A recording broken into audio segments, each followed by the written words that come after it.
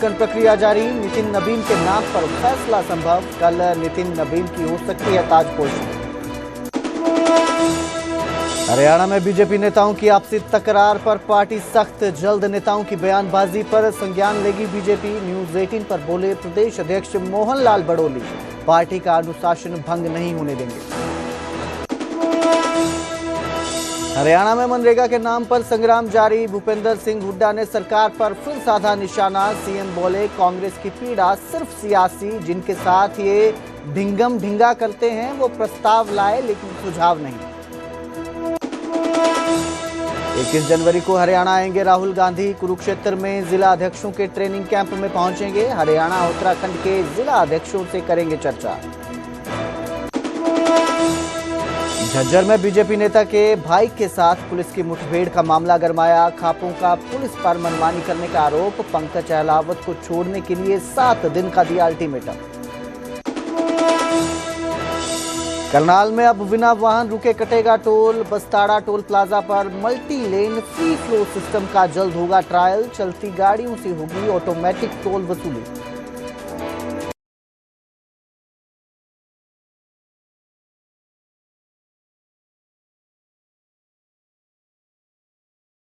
कहा कि एक दूसरे पर बयानबाजी करने वाले नेताओं पर संज्ञान लिया जाएगा।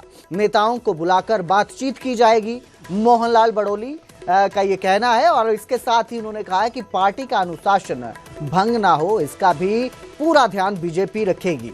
राष्ट्रीय अध्यक्ष के चुनाव के बाद सभी से बातचीत की जाएगी। तो जिस तरह से राव इंद्रजीत सिंह और राव नरबीर सिंह एक दूसरे पर बयानबाजी करते नजर आ रहे हैं, इसको लेकर अब बीजेपी सख्त नजर आ रही है और दोनों नेताओं पर संज्ञान लेने की बात की जा रही है और पार्टी में अनुशासन बनाए रखने और उसका ध्यान रखने का भी जिक्र किया जा रहा है।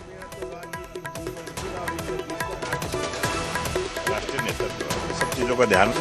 हरियाणा बीजेपी प्रदेश अध्यक्ष मोहनलाल बड़ोली हमारे साथ बातचीत करने के लिए मौजूद है। इन दिनों दक्षिणी हरियाणा में जिस तरीके से कुछ वरिष्ठ नेताओं के बीच में आपसी मतभेद मनमुटाव देखने को मिला है, आइए प्रदेश अध्यक्ष से पूछते हैं किस तरीके से। आपने सुना ही होगा, राव नरबीर जी की बात करें, राव इंद्रजीत जी की बात करें, वहीं फरीदाबाद में कृष्णपाल गुर्जर जी की बात करें, गौरव गौतम जी की बात करें, ये बयानबाजी मनमुटाव भारतीय जनता पार्टी में अनुशासन देखने को मिला। मगर इन दिनों क्या हो रहा है दक्षिण हरियाणा में? इन सब बातों का पार्टी संज्ञान लेगी और आने वाले समय में आप देखेंगे इन सबको बुला के बातचीत के माध्यम से और सबकी बातों को सुनेंगे और सुनने के बाद वो किसी भी प्रकार का अनुशासन भंग ना हो, ये पार्टी का प्रयास है। और हमारा जो पार्टी का राष्ट्रीय नेतृत्व है वो सब चीजों का ध्यान रखता है। और आज क्योंकि अभी राष्ट्रीय अध्यक्ष का चुनाव है, जैसे ही राष्ट्रीय अध्यक्ष के चुनाव की प्रक्रिया होगी उसके बाद उन सबको बुला कर बातचीत की जाएगी। एक सवाल ये सर कि आपके कहा जा रहा था कि प्रदेश अध्यक्ष को लेकर भी नाम को लेकर बदलाव हो सकता है, मगर अब ये कहा जा रहा है कि आपका जो कार्यकाल जब तक पूरा नहीं होगा तब तक कोई दूसरा नया नाम प्रदेश अध्यक्ष हरियाणा के लिए नहीं है। तो इससे हम क्या समझे कि आने वाले कुछ सालों में, आने वाले कुछ वर्षों में आपके हाथ में कमान रहने वाली? ये बात तो हमारा राष्ट्रीय नेतृत्व ही जानता है, ना कोई मीडिया वाला जानता है ना कोई और जानता है। राष्ट्रीय नेतृत्व जिस प्रकार से जो जिम्मेवारी जिस कार्यकर्ता को देता है, मेरे जैसे बहुत लाखों कार्यकर्ता है, हजारों कार्यकर्ता है हरियाणा प्रदेश में जो इस जिम्मेवारी को अच्छे से निभा सकते हैं। वो हो सकता है मुझे भी रख ले, किसी और को भी दे दे। जो अनुशासन भंग हुआ है वरिष्ठ नेताओं में, किसी को बुलाना, किसी को नहीं बुलाना, किसी के बैनर में उसका फोटो नहीं होना, बयानबाजी में एक दूसरे को तंज करना, विपक्ष इस पर चुटकी ले रहा है। नहीं, विपक्ष का तो अभी ये ताजी बातें आई हैं और इन सब का संज्ञान भारतीय जनता पार्टी नॉलेज में आई बातें आई आपकी नॉलेज में? बिल्कुल आई है और सारी बातें हो रही है और उनका संज्ञान लेंगे, बहुत जल्दी बुला के बातचीत करेंगे। धन्यवाद। अब हरियाणा बीजेपी के नेताओं में बयानबाजी कैसी हो रही है और विपक्ष इस पर किस तरह से बीजेपी को घेर रहा है, इसी पर आपको एक रिपोर्ट दिखाते हैं। बीजेपी नेताओं की सियासी तकरार और वार पलटवार की श्रृंखला अब काफी लंबी होती जा रही है। राव इंद्रजीत सिंह और राव नरबीर सिंह अब हर मंच से एक दूसरे का नाम ले लेकर कोस रहे हैं। अब तो नौबत यहाँ तक आ गई है कि किसने किसको हराया और कौन किससे जीता, इस पर खुलेआम बहस छिड़ गई है। राजनीतिक इतिहास राव इंद्रजीत सिंह ने ये कहा कि नरवीर सिंह 2009 में चुनाव हारा, चौथे नंबर पर गया। अब मैं आपके द्वारा कहना चाहता हूँ, मेरा तो राजनीतिक जीवन ही राव इंद्रजीत को हरा के शुरू हुआ। वो पहले की बात भूल गए। जब मैं 26 साल का था तब मैं जाटसाना से चुनाव लड़ा और राव इंद्रजीत का आज भी गढ़ है। मैंने वहीं जाकर राव इंद्रजीत को हराया। मेरा पहला चुनाव ही राव इंद्रजीत के खिलाफ शुरू हुआ था। ये वो 2009 से पहले की बात नहीं बताई, 2009 की बता गए। तो मैं याद वाला हूँ, उम्र के तकाजे के हिसाब से भूल गए होंगे। राव नरवीर सिंह पिछले कुछ दिनों से लगातार राव इंद्रजीत सिंह को निशाने पर लिए हुए हैं। वो लगातार राव इंद्रजीत सिंह का नाम लेकर उन्हें कभी नसीहत देते हैं तो कभी सलाह देने की कोशिश करते दिखाई देते हैं।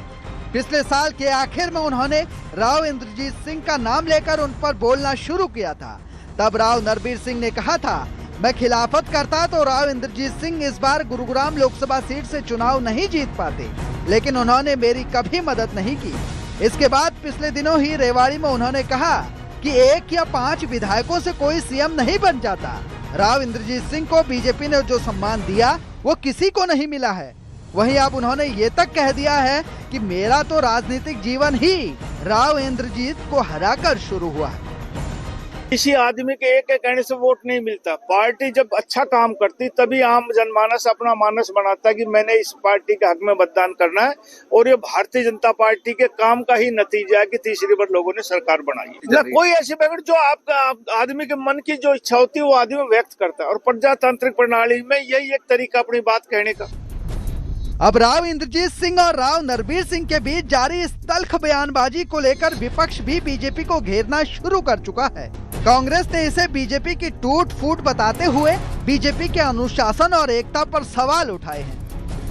जब मैंने करा उसका क्या है, कभी कौन सा महकमा कभी कौन सा महकमा उनका है, टूट फूट तो वही है बीजेपी। तो और मैं क्या कर रहा हूँ, टूटी फूटी बीजेपी। लोग मुझे कह रहे हैं, मैं बता रहा हूँ ये टूटी फूटी है। कहीं साहब कभी मीटिंग में जाते नहीं, कभी कोई कुछ कह रहा है, कोई कुछ कह रहा है। लोगों का जनहित का कोई काम नहीं करे एक भी फैसला। राव इंद्रजीत सिंह और राव नरवीर सिंह के बीच यूं तो कई बार बयानबाजी और तल्खी देखने को मिली है, लेकिन ये पहली बार है जब राव नरवीर सिंह इस तरह से back to back Rao Inderjit Singh पर निशाना साध रहे हैं। और उधर राव इंद्रजीत और उनकी बेटी आरती राव की ओर से भी जोरदार पलटवार किए जा रहे हैं। अब देखना यही होगा कि बीजेपी के 2 दिग्गज नेताओं के बीच छिड़ी जुबानी जंग कहां जाकर खत्म होती है। Bureau report, news 18 Punjab Haryana. तो वहीं बीजेपी को कल अपना नया राष्ट्रीय अध्यक्ष मिलने वाला है। नितिन नबीन का राष्ट्रीय अध्यक्ष बनना तय माना जा रहा है। वहीं नए अध्यक्ष के चयन प्रक्रिया को लेकर हरियाणा बीजेपी के मंत्री और सांसद भी दिल्ली पहुंचे हैं। इस दौरान उन्होंने नितिन नबीन के निर्विरोध अध्यक्ष बनने की संभावना जो है वो जताई है। साथ ही नितिन नबीन को बधाई भी दी है। तो आज नामांकन प्रक्रिया जारी है। नितिन नबीन जो है नामांकन करने पहुंचे हैं, बीजेपी के नए राष्ट्रीय अध्यक्ष बनेंगे और इसके साथ ही ये पहले जो राष्ट्रीय अध्यक्ष होंगे जो इतनी कम उम्र के हैं, यानी कि ये भी एक रिकॉर्ड बनने जा रहा है। बीजेपी को पहली बार सबसे कम उम्र का राष्ट्रीय अध्यक्ष मिलने वाला है।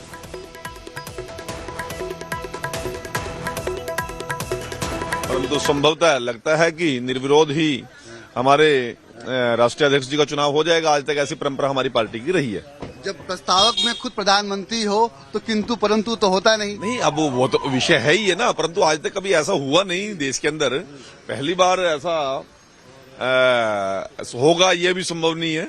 और नवीन जी हमारे बहुत ही युवा और कर्मठ नेता है और वो आज नॉमिनेशन कर रहे हैं। अब तक के इतिहास में सबसे युवा राष्ट्रीय अध्यक्ष भूमिका में होंगे। एनर्जेटिक और डाउन टू अर्थ एक ऐसे नेता को हमारी आज राष्ट्रीय कार्यकारी अध्यक्ष की जिम्मेवारी है उनके पास, और उनका पारिवारिक भी और उनका स्वयं का भी अच्छा बिहार की राजनीति के अंदर जबरदस्त उनका अनुभव है। और लंबे समय तक वो छत्तीसगढ़ के और कई प्रांतों के वो प्रभारी भी रहे। ऐसा युवाओं का डिमांड देती है। और जिस समय देखिए मोदी जी ने अपना मुख्यमंत्री के तौर पर करियर शुरू कराया, वो भी कितने युवा थे, और आज अध्यक्ष के तौर पर भी युवा को कर रहे हैं। नड्डा जी ने करियर शुरू कराया, तब भी वो भी युवा और ऊर्जावान थे। और इसी तरह युवाओं को आगे बढ़ा के और देश के भविष्य को जो 2047 का संकल्प है उसको पूरा करने के लिए मोदी जी जुटे हैं। में आप मौजूद रहेंगे? हाँ, हम सभी हैं, राष्ट्रीय परिषद के सदस्य हैं सभी। सवाल पूछूंगा आपसे कि ये एक फॉर्मेलिटी हो रही है, एक प्रक्रिया पूरी की जा रही है, क्योंकि एक बीजेपी प्रोटोकॉल में पार्टी नेतृत्व का फैसला होता है। और जो पार्टी, हमारी पार्टी में बिल्कुल डेमोक्रेसी है, अगर कोई चाहे तो नामांकन भर सकता है, और एक अनुशासन के तौर पर पार्टी जो फैसला लेगी वो ले रहे।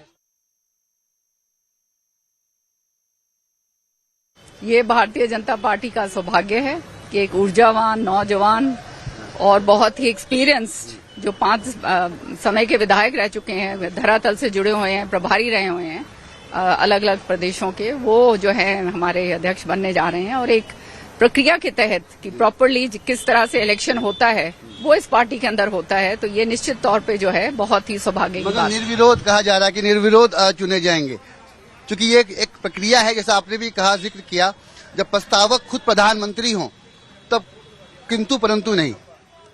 देखिए, हर चीज की प्रक्रिया है और डेमोक्रेटिक तरीके से जो है चुनाव होगा, और इसमें कोई किंतु परंतु की बात ही नहीं आती है। तो वहीं 21 जनवरी को राहुल गांधी हरियाणा आएंगे। 21 जनवरी को राहुल गांधी कुरुक्षेत्र पहुंचेंगे, जहां जिला अध्यक्षों का ट्रेनिंग कैंप चल रहा है। इस कैंप में जिला अध्यक्षों को राहुल गांधी ट्रेनिंग देंगे। हरियाणा उत्तराखंड के जिला अध्यक्षों से भी चर्चा की जाएगी। तो आपको बता दें कि ये जो ट्रेनिंग कैंप चल रहा है जिला अध्यक्षों के लिए, ये 13 जनवरी से चल रहा है। 10 दिन का ये ट्रेनिंग कैंप है, जहां पर जिला अध्यक्षों को ट्रेनिंग दी जा रही है। कांग्रेस को, संगठन को मजबूत करना जो है ये फोकस है कांग्रेस का, और इसी में ट्रेनिंग देने के लिए राहुल गांधी भी कुरुक्षेत्र पहुंचेंगे। 21 जनवरी को राहुल गांधी हरियाणा आएंगे।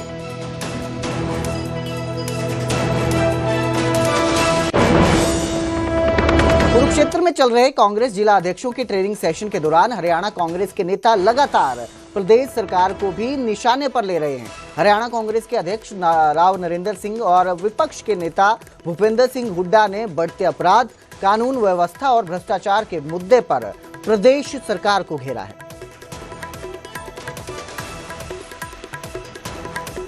हरियाणा के हालात आज तक इतने खराब नहीं थे जो आज है। लैंड ऑर्डर की स्थिति आपके सामने है। सबसे ज्यादा अमन चैन की बात है। अभी कुछ दिन पहले आपने देखा विधायकों को धमकी मिलने जा रही। हमारे कुलदीप वत्स जैसे विधायक, उनको धमकी मिली गई है। नरेश सेलवाल जी को मिली है। बहुत लोगों को धमकियां मिली है। कल मेरे यहाँ नारनौल में एक पत्रकार आपके दैनिक जागरण के बलवान शर्मा जी के घर में बदमाशों ने आके हमला किया, बुरी तरह से मार पिटाई की। कितना बड़ा है कि अपराधियों को डर ही नहीं है किसी प्रकार। क्या आप याद कीजिए, आपके कांग्रेस के राज के अंदर जब आदरणीय हुड्डा साहब मुख्यमंत्री थे और हमारा बड़ा अमन चैन था, अपराधी प्रदेश छोड़ के भागे, सब रात को भी बहन बेटी को जाए तो सुरक्षित थी। आज हालात क्या आपके सामने? चोरियां बढ़ रही है, डकैती है, हत्या है, अपहरण है, लूट है, और ऑर्गेनाइज तरीके से क्राइम काम कर, धमकियां मिल रही है। सर, इनका मतलब ये है कि गैंग काम कर रहे हैं, फिरौतियां मांगते हैं, धमकियां देते हैं और अपनी आइडेंटिटी डिस्क्लोज करते हैं, अपने आप का वो करते हैं। इस किस्म के 60 के करीब जो है गैंग काम करे हरियाणा में, जो इसी वास्ते हरियाणा असुरक्षित है। हर व्यक्ति अपने आप में जो है असुरक्षित मानता, कोई सुरक्षित नहीं समझ रहा, चाहे वो दुकानदार हो, किसान हो, मजदूर हो, कोई भी हो। तो ये परिस्थिति है जहां तक आर्थिक स्थिति है। और बेरोजगारी का सवाल, बेरोजगारी बहुत तेजी से बढ़ी है हरियाणा में, क्योंकि यहाँ से पिछले कई साल में कई सौ उद्योग जो है पलायन कर गए या बंद हो गए। कोई भी एक भी प्रोजेक्ट ये लेके नहीं आए हैं। जो प्रदेश 2014 में प्रति व्यक्ति आय में, प्रति व्यक्ति निवेश में, कानून व्यवस्था में, खेल खिलाड़ियों में जो नंबर 1 प्रदेश था, आज जो है, जैसे मैंने कहा, सोशल प्रोग्रेसिव इंडेक्स है, 1-2 इंडेक्स होते हैं, फिस्कल इंडेक्स 18 प्रदेश हैं, उनमें से हरियाणा 14वें नंबर पे है। हरियाणा में मनरेगा के नाम को लेकर सरकार और विपक्ष में तकरार बरकरार है। नेता विपक्ष भूपेंद्र सिंह हुड्डा ने एक बार फिर मनरेगा का नाम बदले जाने और योजना में हुए बदलावों को लेकर सरकार को निशाने पर लिया है। वहीं मुख्यमंत्री नायब सिंह सैनी ने विपक्ष के आरोपों पर पलटवार किया। नाम चेंज की तो बात नहीं है, उसको जो उसका स्कीम है उसको ही खत्म करने के कदम बढ़ाए हुए हैं। ये सरकार आने के बाद किया ही नहीं था। तो पिछली बार मनरेगा के हरियाणा में 8 लाख रजिस्टर्ड वर्कर थे और इन्होंने 100 दिन का रोजगार कितना को दिया, 2100 को। और जब रोजगार नहीं दे सकते तो कंपनसेशन देना पड़ता है। कंपनसेशन कितना दिया, 1 को भी दिया 5 साल में, नॉट इवन सेक्टर। तो ये तो पहले से बना रहे हैं जो गरीब आदमी का। तो मनरेगा में कौन बेनिफिशियरी कौन थे? 90% दलित और बैकवर्ड क्लास के, उनके पेट पे लात मारी। ये बिल आज ही नहीं आया, क्योंकि कांग्रेस को और कांग्रेस के सहयोगी दलों को बड़ी पीड़ा हो रही है। मैं भी हैरान था। मैं हैरान इसलिए था, यहां कांग्रेस के लोग प्रेस कॉन्फ्रेंस के ऊपर बड़े लोग ये बात बोल रहे हैं कि श्रमिकों को खत्म कर दिया है, ये जी राम जी ले आए हैं। और मैं ज्यादा हैरान तो इस बात से हुआ, मैं आज आप लोगों को बताना चाहता हूं, जो कांग्रेस का सहयोगी जो उनके साथ बैठ करके आपस में ठिंगम ठिंगा करते हैं, इंटरनल बैठ करके बातें करते हैं। पंजाब के अंदर आम आदमी की सरकार, उसने सोचा ये तो बड़ा मुद्दा मेरे हाथ लग गया। उसने नहीं किसी से पूछा, उसने क्या करा, एक प्रस्ताव बनाया और विधानसभा बुलाई, विधानसभा के अंदर ले आया, पास कर दिया। कहा जी तो गलत कर दिया, ये आम आदमी सरकार ने किया। मैंने कहा ये प्रस्ताव लेकर के आए, मैंने उसकी कॉपी मंगवाई। मैं कहा इसके अंदर पढ़े तो इसने क्या प्रस्ताव पास किया। मैं उसको पढ़ने लगा, जो प्रस्ताव उन्होंने पास किया उसके अंदर कोई तथ्य नहीं, कोई विषय नहीं, उसके अंदर कोई सुझाव भी नहीं। भाई अगर इसके अंदर इसको ये लगे कि कोई गलत हो गया तो उसमें सुझाव तो देना बैठता है ना। आज मैंने आप लोगों से बात चर्चा की है, मैंने पूछा है कि अगर कोई इसके अंदर आपको दिक्कत या समस्या लग रही है, आप बताइए ना, ये सुझाव है, हम आपके सुझाव के ऊपर उसको इंप्लीमेंट करेंगे। और अब जिक्र अंबाला का करेंगे, जहां स्कूलों को बम से उड़ाने की धमकी मिली। 3 स्कूलों को बम से उड़ाने की धमकी दी गई। ईमेल के जरिए बम से उड़ाने की धमकी मिली थी, जिसके बाद मौके पर पुलिस की टीम पहुंची और स्कूलों में पहुंचकर जांच पड़ताल शुरू की। तो 3 स्कूलों को यह धमकी मिली बम से उड़ाने की, जिसके बाद स्कूल में डर का माहौल देखने को मिला और इसकी जानकारी मिलते ही पुलिस भी मौके पर पहुंची। स्कूलों की सर्च अभियान चलाया गया, स्कूलों में तलाशी ली गई, जहां पर सब कुछ सामान्य मिला, कुछ भी संदिग्ध वस्तु नहीं मिली। इसके साथ ही पुलिस ने अफवाहों से बचने की भी लोगों से अपील की है और ये ईमेल किसने भेजा है, कहां से आया है, इसको लेकर भी जांच की जा रही है।